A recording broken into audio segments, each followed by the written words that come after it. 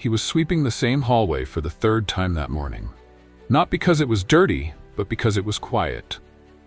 That hallway was the only place where he could think without judgment.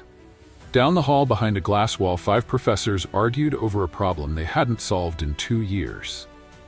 But that morning, he did. The genius janitor solved a problem that professors had been contemplating for 2 years, and no one was ready for what happened next. The most powerful man on campus, a visiting Millionaire CEO, watched it unfold in real time. And at first he laughed. He laughed at the janitor, until the numbers proved him wrong, until the janitor's name echoed louder than his own. This isn't a feel-good myth. It's a story about doubt, humility, and brilliance in the unlikeliest hands. In this story you'll discover a university problem that outsmarted the best minds for 2 years, a janitor who worked in silence, and in secret, a CEO who came to judge but left transformed, and a revelation that rewrote more than just an equation. Pay close attention. There's a brief quiz at the end asking, how many times did we mention Eli Turner in the story? It's just for fun. Get it right within 7 days for a chance at our shout-out post. Watching late? Answer anyway. We might still surprise you. Drop a comment, hit like, subscribe now, and turn on the bell for more true soul-shifting stories where ordinary people do the extraordinary. His name was Eli Turner, 56 years old, gray overalls, no LinkedIn, no college degree. But Eli had something most people on campus didn't: quiet brilliance. He cleaned the physics lab every evening, long after the professors had left, and every evening he'd pause by the whiteboard filled with equations no one could solve. The scribbles always looked the same: multivariable this, nonlinear that, and a red marker line across the final attempt. Eli didn't pretend to understand everything, but he'd always had a feel for numbers. In high school he'd built a circuit that calculated square roots before his town even had calculators. But college never happened. His mom got sick. He took the first job that offered health insurance. Now here he was, a janitor on the night shift, surrounded by unsolved problems, chalk dust, and genius too proud to admit it needed help. One night, Eli stood at that whiteboard a little longer. Something had clicked, a pattern in the chaos. He wiped off a section of the board with his sleeve and wrote something small, a substitution no one else had tried. He didn't tell anyone, just came back the next night and continued where he left off. Every night for 6 weeks he'd tweak the formula after hours and erase his work before sunrise, not out of fear, out of respect. Then came the conference. A Millionaire CEO, William Hargrove, came to visit the university. He'd funded the lab years ago, expecting breakthroughs. Now he was frustrated.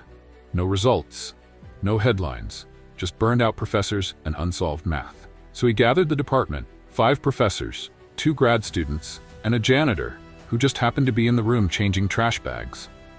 Hargrove gestured toward the board and said, 2 years. And not one of you has a solution? What am I funding? Eli froze. One of the professors smirked and said, we're working on it. It's unsolvable by conventional logic. Eli turned slightly. He hadn't meant to speak, but it slipped. It's not conventional logic. It's symmetry error. The left side's weighted wrong. Silence. Someone laughed. Hargrove did too. The janitor thinks he can do what your department couldn't? Eli stepped forward. With a dry marker in hand, he rewrote his original substitution. The room watched stunned as he navigated the math with calm, measured strokes. He didn't fumble. He didn't hesitate. By the end of his steps, the equation balanced perfectly. No one spoke. The lead professor leaned forward, whispering, that shouldn't work, but it did. Hargrove's laughter stopped. His expression turned cold, then curious. He walked over to Eli and asked, where did you study? Eli replied, right here. Every night. Quietly. The room held its breath. The air had changed, heavier, charged with the kind of silence that follows truth. The professors weren't looking at the equation anymore. They were looking at Eli Turner like they were seeing him for the first time and wishing they weren't. The CEO, William Hargrove, narrowed his eyes. There was no applause. No congratulations. Just a long stare, the kind a man gives when his world has been quietly rearranged by someone he underestimated. Eli turned to leave. He still had 3 trash bags to collect before the shift ended, but Hargrove's voice caught him mid-step. Leave it. Eli stopped. Excuse me, sir. The bags. Leave them. I want to talk. one of the professors scoffed, trying to shake off the tension. Mr. Hargrove, I'm sure this was just an outlier. Perhaps he saw a previous draft or... He didn't, said another professor quietly. That solution, it's new, it's elegant, it's clean. No one responded. The sting in the air wasn't just about being wrong, it was about being exposed. For 2 years they had meetings funding whiteboards and interns, and yet a janitor with no credentials had solved their headline project. Hargrove gestured toward a nearby chair. Sit, Mr. Turner, please. Eli hesitated, then sat. He placed his gloves on his lap, eyes steady but unsure. What do you want from all this? Hargrove asked. Eli blinked. I don't want anything. I wasn't trying to embarrass anyone. That's not what I asked. There was a pause.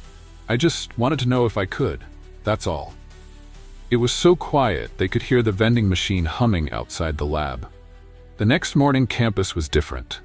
Word had spread, not officially, no emails or newsletters, but in whispers like folklore forming in real time.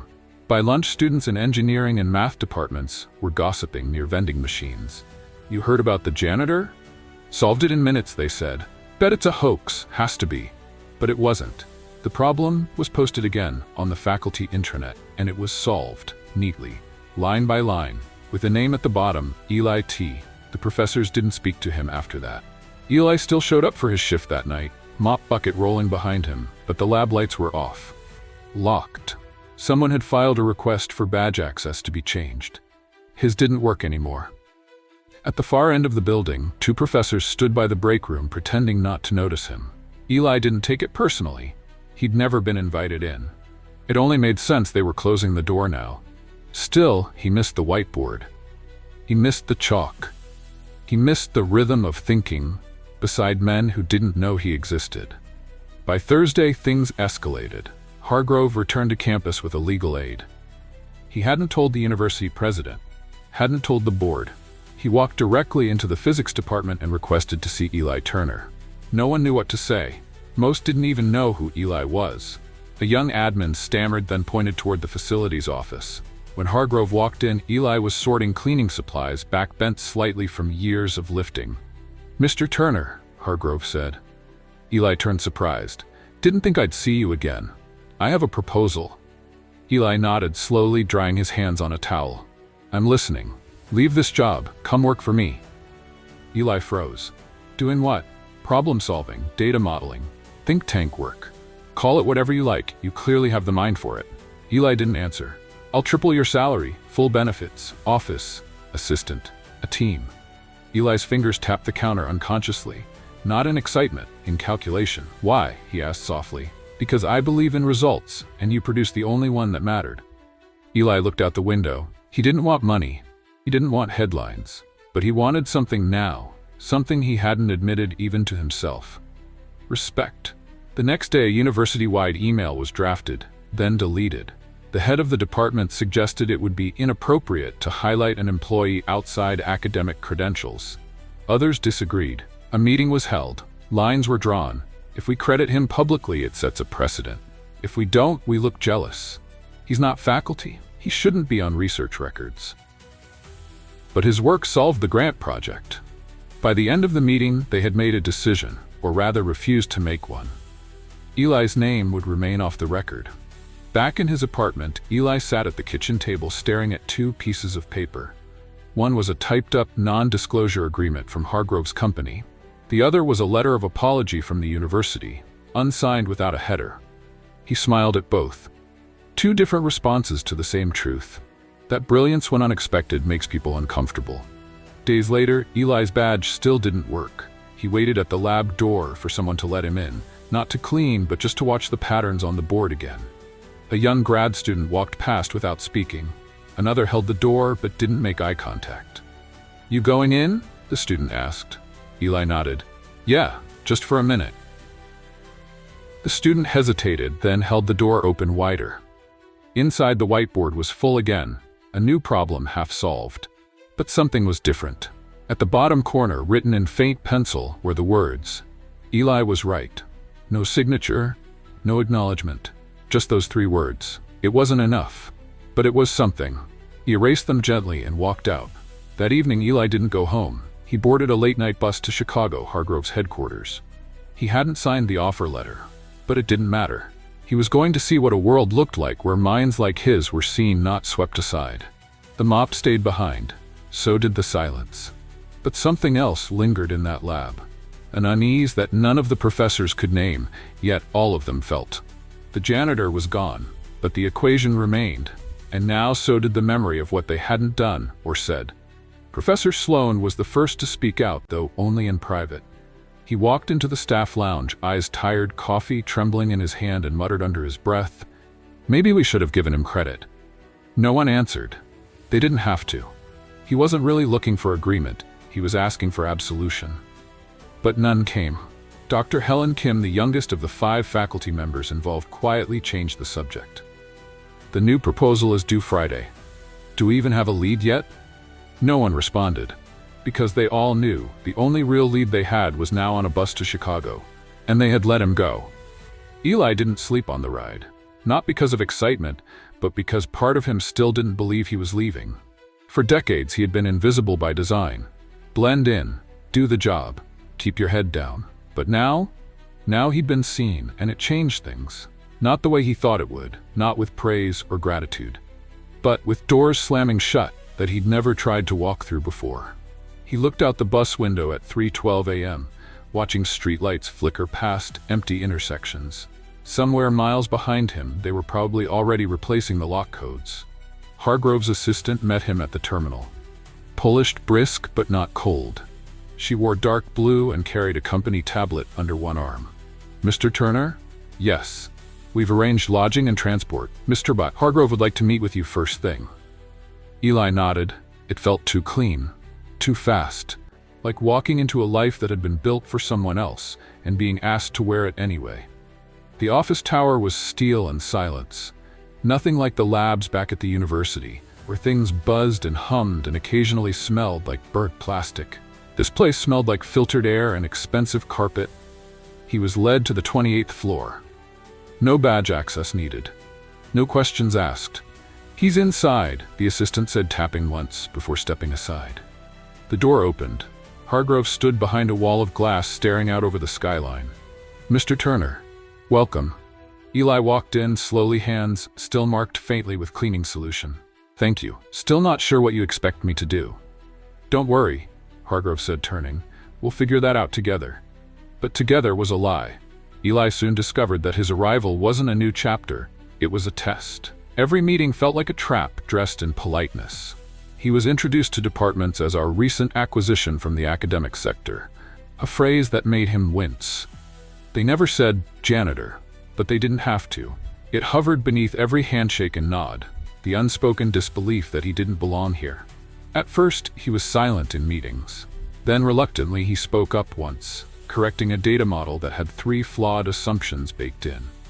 A junior analyst checked his math after the meeting. 3 hours later, she came back with wide eyes and an apology. The next day, she was transferred to a different floor. It didn't stop there. His second week, Hargrove invited Eli to a private dinner. Not in a boardroom, in a penthouse. It was catered candlelit, overlooking the skyline. Too grand for something that had no celebration. "You've made some people uncomfortable," Hargrove said, pouring wine. Eli didn't reach for his glass. "I'm not trying to," he replied. "Of course not. But this world, it runs on perception.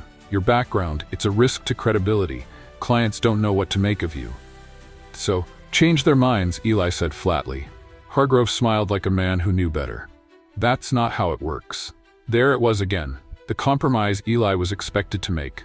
Not just about his work, but about himself. He was supposed to disappear again, but this time in a suit, not overalls. Back at the university, the physics department filed for a new grant. They referenced the solved equation, but omitted the name behind it.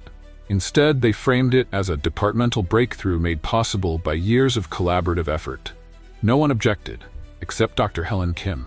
She didn't speak up, but she didn't sign the submission either. Later, she found a piece of paper under her door.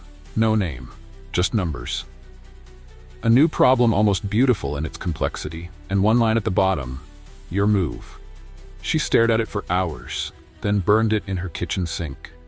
Eli's office was large, too large.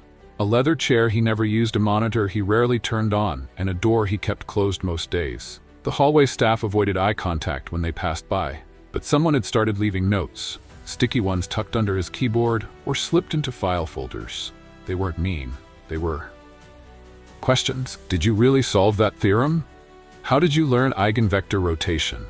Do you regret leaving? At first he ignored them. Then one afternoon he wrote back on a sticky note. What would you do if you were never supposed to belong? He left it on the inside of the door.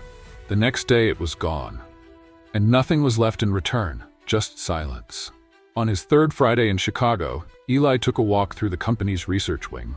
There behind a glass wall, two interns argued over a data structure. Their supervisor stood nearby, arms folded, watching them stumble. Eli tapped the glass once. They turned. He pointed to the second column on the screen. No words, just a nod, then walked away. The next day, the lead engineer on that project requested a private meeting with him. It was brief. We could use more of your insight. You mean behind the glass? Eli replied. We mean with the door open. Eli said nothing. But the next morning, the glass door was unlocked. 1 month after Eli left the university, a package arrived at his old locker. No name, no return address. Inside, a whiteboard eraser, used, familiar, and folded around it, the original problem in his handwriting. But someone had added a final line beneath it. We still don't understand how you saw it, or why we didn't. No signature, just silence, again. But this time it sounded like regret. And Eli? He just folded the paper, placed it in a drawer beside his untouched offer letter, and wrote down a new equation. Not for them, not for Hargrove, just for himself. Some truths don't shout. They wait, quietly in the margins, in the mop closets, in the after-hour silence where no one's watching. Eli Turner never chased fame. He never needed the spotlight, the titles, or the headlines. But when the moment came, he didn't flinch. And maybe that's the quiet kind of brilliance we forget to honor. Maybe the real lesson isn't about math or genius. Maybe it's about what we choose to see and what we choose to overlook. And whether we have the courage to admit we were wrong, even when the proof is written in chalk. If this story moved you, comment below what moment hit you the hardest and answer the quiz at the end. Get it right within 7 days for a chance at our shout-out post. Watching late? Answer anyway. We might still surprise you. And if you love this kind of emotional story, the next one is already waiting for you. Click the video that will show on your screen soon. We'll meet you there. Don't forget to like, comment, subscribe, and turn on the bell so you never miss what happens next. Quiz: how many times did we mention Eli Turner in the story?